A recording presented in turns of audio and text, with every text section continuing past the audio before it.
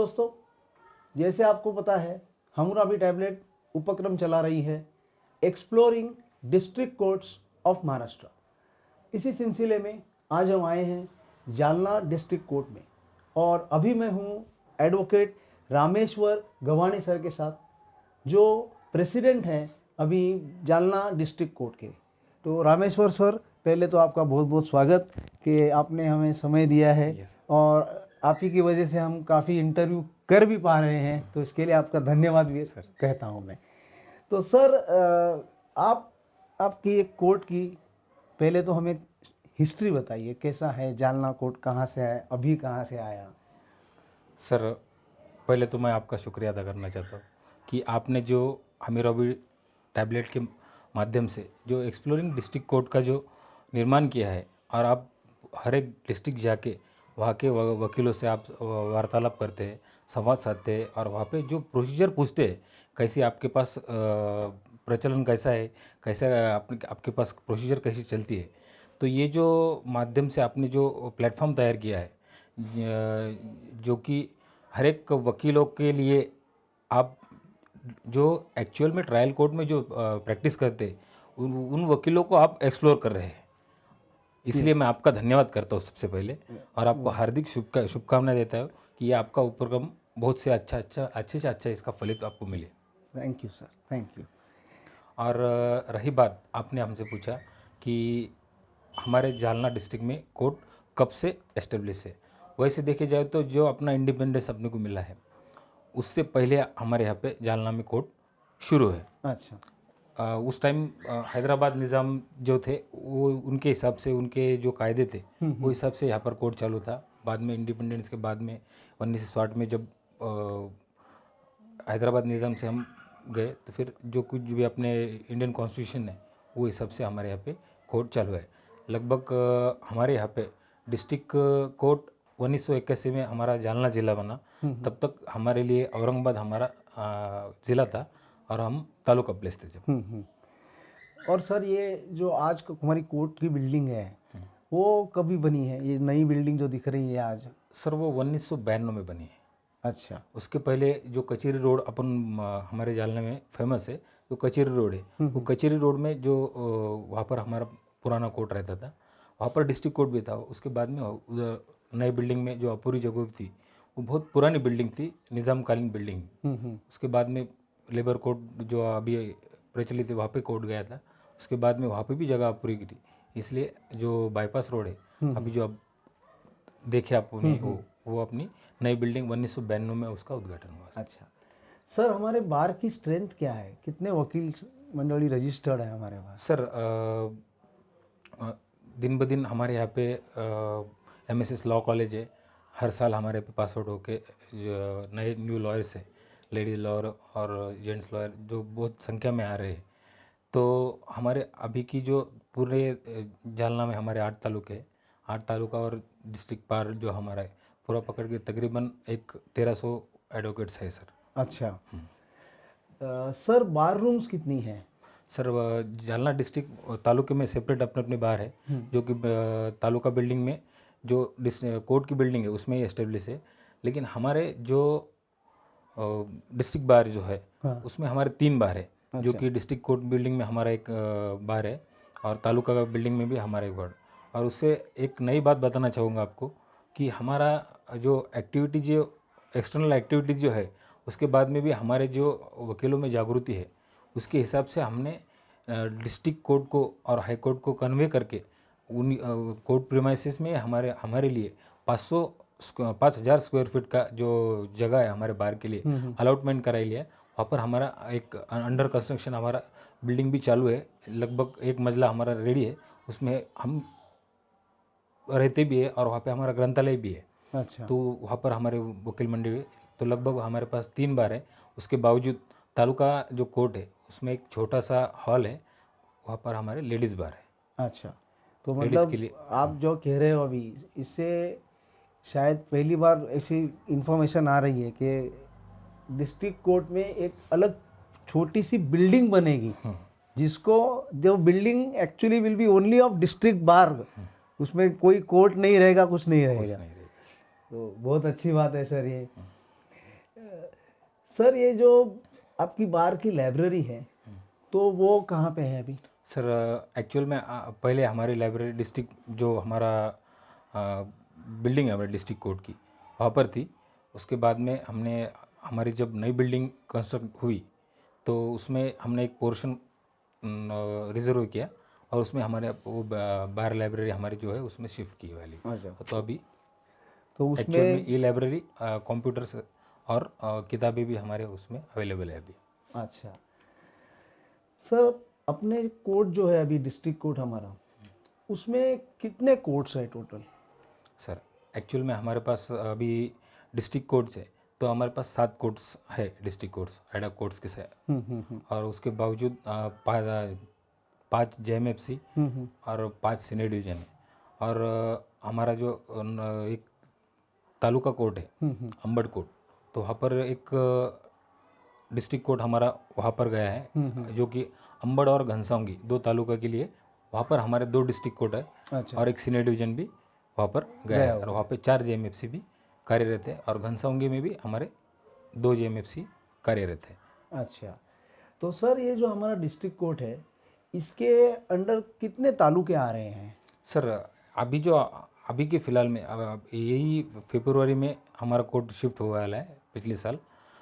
लेकिन अभी जो जालना डिस्ट्रिक्ट कोर्ट है जो 6 से 7 जो डिस्ट्रिक्ट जज हैं हमारे उनके वो अंबड़ और घनसावंगी तालुका अगर अपन ने छोड़े तो फिर बाकी सब तालुके यहीं पे उनका जुरिडिक्शन यही आता है। अच्छा अच्छा।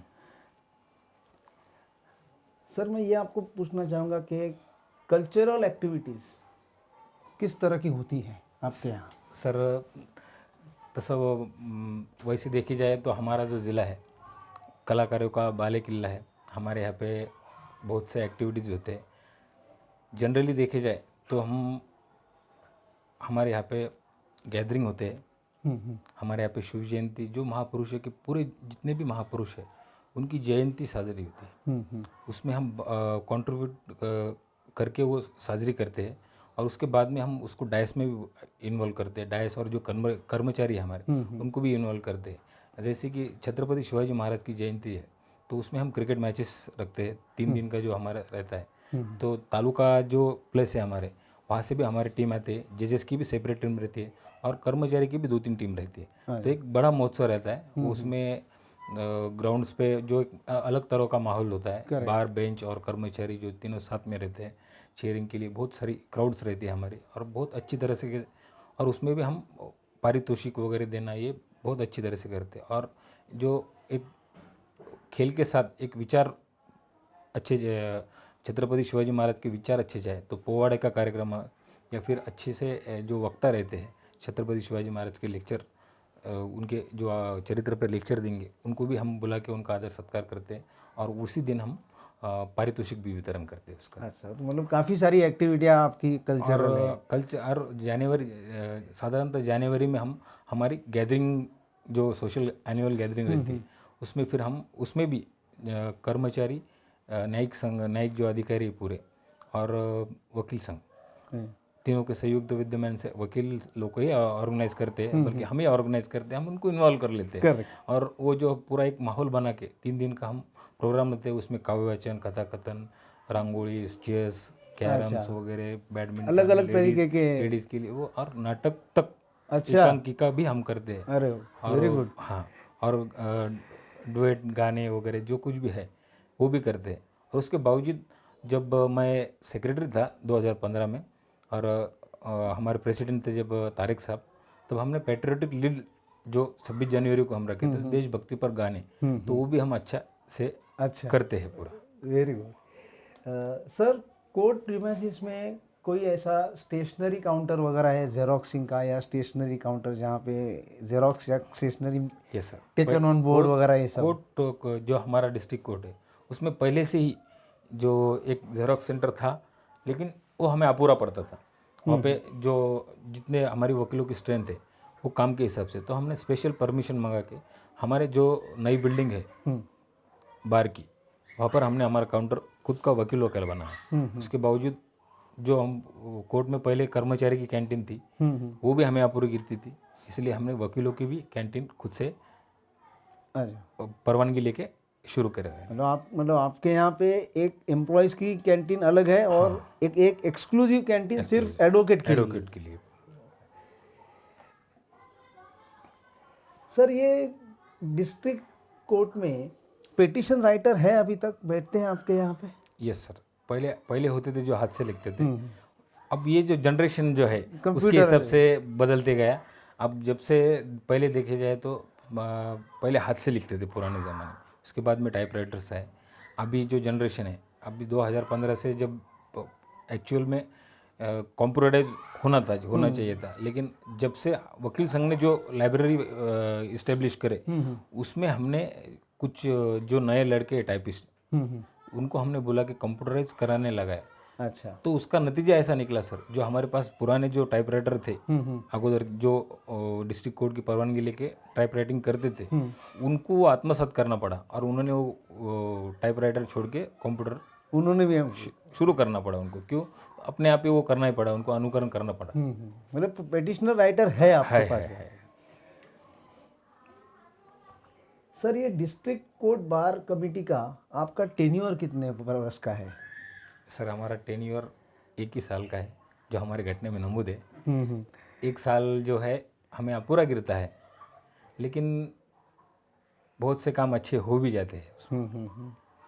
काम के लिए समय कम या ज़्यादा नहीं रहता, सिर्फ काम जो है महत्व रहता है। इसीलिए 1 साल में भी बहुत काम कर सकता है, लेकिन अपूरा गिरता है वो एक्चुअल में। जो बेसिक जो बड़े बड़े जो काम करने हैं, जो कुछ भी अपन अगर शासन दरबार में कुछ काम करना चाहते हैं तो थोड़ा लेंदी प्रोसीजर होता है, फंड मंजूर करना, ये करना, तो सैंक्शनिंग में काफ़ी टाइम निकल जाता है, कम गिर जाता है सर। और वैसे देखे जाए तो अभी के जो टेन्योर है मेरा, तो अभी 6 महीने लगभग, तो वो एक्चुअल में मैंने डिस्ट्रिक्ट बार के लाइब्रेरी के लिए 14.5 लाख रुपए का फंड मंजूर किया है सर। अच्छा, और वो प्रोसीडिंग में है, तो हमारे जो बार का जो विकास के लिए वो काम आ जाएगा। ई लाइब्रेरी, फर्नीचर्स और वकीलों की बैठने के लिए अच्छी सी जगह और पढ़ने के लिए शांतता, इसलिए ऐसी बार बनाने का मेरा जो प्रयत्न है वो मैं सफल करूँगा सर। बहुत अच्छा है। और वैसे ही मैंने डिस्ट्रिक्ट बार के लिए एक 2.5 लाख रुपए के आसपास जो किताब है वो भी शासन से मंजूर करके मैंने लाए वाले, वो मैं वहाँ पे वो हमारे लाइब्रेरी के लिए काम में आएंगे। वैसे भी हमारी लाइब्रेरी चालू है, उसमें वो बढ़ोतरी रहेंगी सर। सर अभी एक ये पूछना चाहूँगा कि पेंडेमिक में किस तरह से कोर्ट यहाँ चल रहा था? एक्चुअल में सर पेंडेमिक में जो दरअसल हालात थे वो बहुत ही ख़राब थे, और वकीलों के नहीं सबके ही थे। उसमें वकीलों के हालात के बारे में आपको बताना चाहता हूँ कि एक्चुअल में कोर्ट से जो एक के बाद जो ऑर्डर्स आते थे कि वकीलों को भी अगर उनका बोर्ड है तो ही आपने प्रवेश करना चाहिए, यहाँ तक के ऑर्डर्स करेक्ट, हाई कोर्ट ने पास किए थे कि अगर उनका बोर्ड है और एक्चुअल में लगता है किसी को तो ही आओ आप। तो वहाँ से पूछने जाता था क्लर्क कि ये वकील साहब आए वाले, अगर उनका ये अर्जेंसी बोल रहे हैं, उनको बुलाना है या नहीं है, यहाँ तक की नौबत आई थी। उसके बाद में जो कोरोना के बारे में जितनी अपनी जानकारी बढ़ी उसके हिसाब से वो बदलते गया। फिर वो बुलाने लगे, हमारे बार रूम बंद थे, हमको बाहर खड़ा रहना पड़ता था, और बहुत सारे वकील क्लाइंट्स ही नहीं आते थे।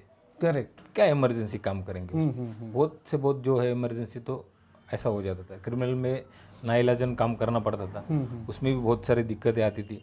और जो नए नए जो वकील थे उनका जो आर्थिक बाजू थी वो कमकुवत हो गई थी।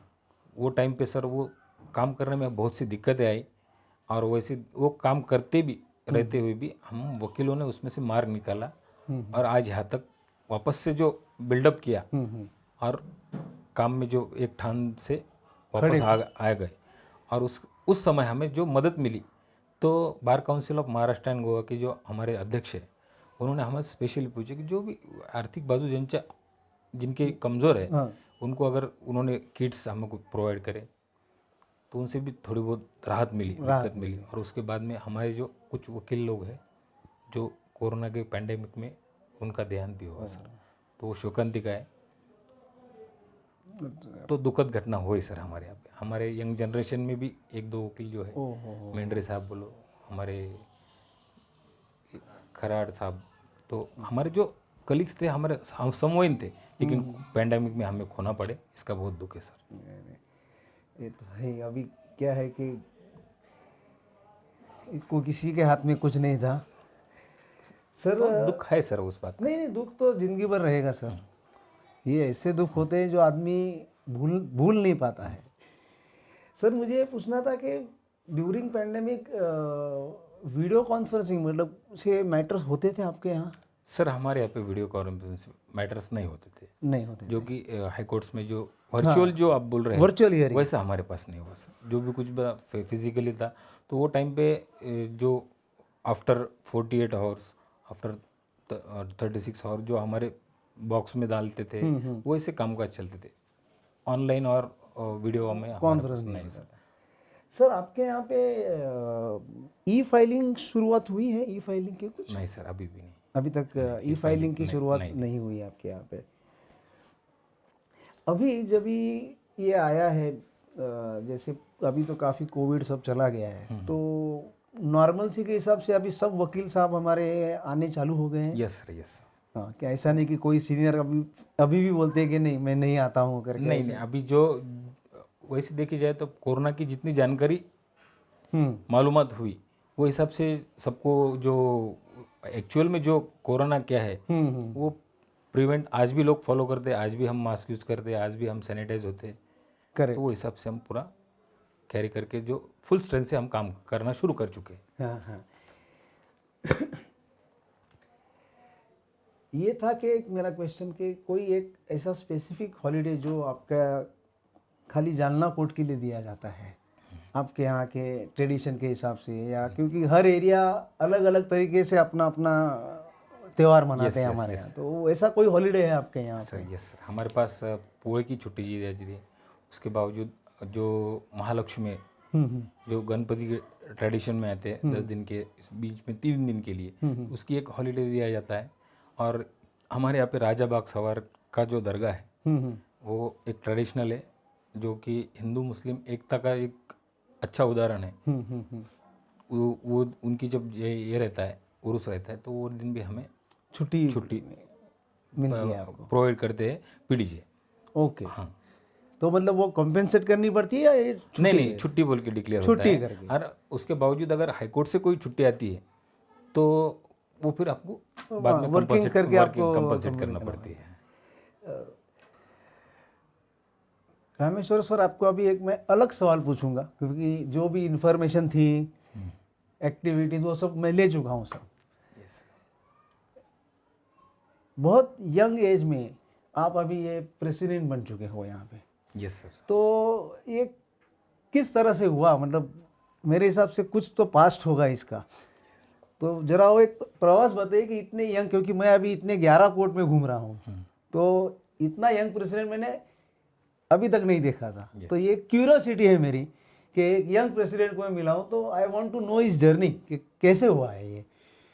Thank you sir. लेकिन इसके पीछे जो हमारे वकील संघ के जो